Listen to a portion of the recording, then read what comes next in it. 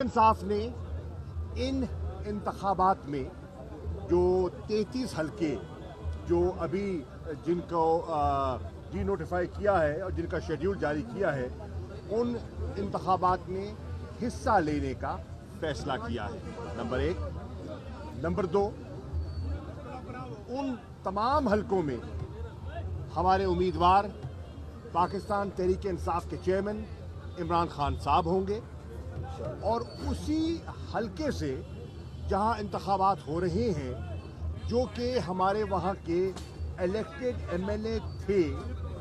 वो बेसियत covering candidate अपने कागजात जमा करवाएंगे। तो ये फैसला हुआ है कि इंतखाबात में हिस्सा लिया जाएगा और ये भी इजहार हुआ कि एक तरफ जो कि आईनी तकाजा है कि 90 दिन के अंदर जो तहलील असम्बलियाँ हैं उनके इंतखाबात करवाए जाएं, उनसे इनहराफ किया जा रहा है, कतरा रहे हैं, और दूसरी तरफ पॉलिटिकल इंजीनियरिंग की खातिर ये जो ज़िमनी इंतखाबात हैं वो करवाए जा रहे हैं। बहरनौ तहरीक इंसाफ सियासी मैदान में मौजूद रहेगी, आवाम से रुजू करेगी और आवाम को एक मौका, जैसे 17 जुलाई का उन्हें मौका मिला था, तब भी हमारी पंजाब में तो बिलखुसूस मुखालिफ हुकूमत थी,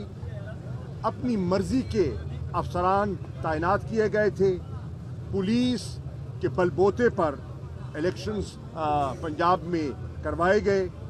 लेकिन आवाम ने अपना फैसला सुना दिया और हुकूमती अज़ाइम को खाक में मिला दिया। जो मुनहरिफ लौटे थे उनको मुस्तरद किया और इमरान खान के मैंडेट को तस्लीम करते हुए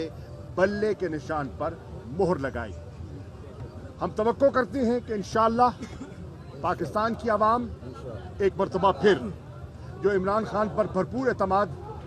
रखती